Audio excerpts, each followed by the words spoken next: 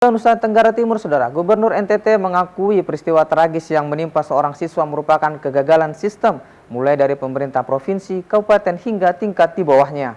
Melkiades Lakalena bilang akan membentuk badan dana sosial guna mengurus persoalan masyarakat secara menyeluruh.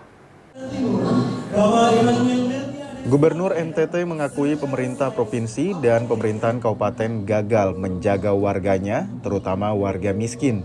Ia berharap kejadian serupa tidak terjadi lagi dan kembali mengaktifkan peranata sosial mulai tingkat RT hingga pemerintah provinsi. Pemkab Ngada juga telah mengurus migrasi data kependudukan ibu korban dari Kabupaten Nagekeo agar mendapat bantuan pemerintah, termasuk bantuan biaya pendidikan yang dikeluhkan korban sebelum mengakhiri hidupnya. Kita gagal saja.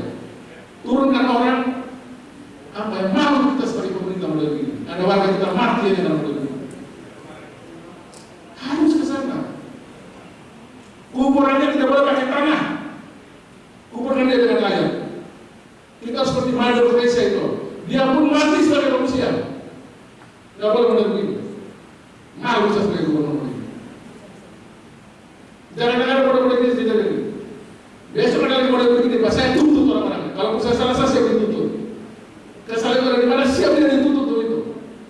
Masa ada warga negara mati hanya karena model begini. Guna apa kita punya perangkat itu PKH, perangkat sosial segala macam. Uang harus triliunan ke urusan orang-orang miskin. Masih ada yang mati urusan begini. Ini cukup ini yang terakhir. Besok secara bertindak sampai penyelenggara kita eksekusi dia. Nggak boleh model begini. Orang mati lagi karena kita apa yang model begini. Perangkat sosial dihidupkan RT/RW itu. Kalau ada yang miskin susah kita urus. Uang ada kok. Walaupun terbatas uang kita ada. Ini nggak boleh lagi model begini.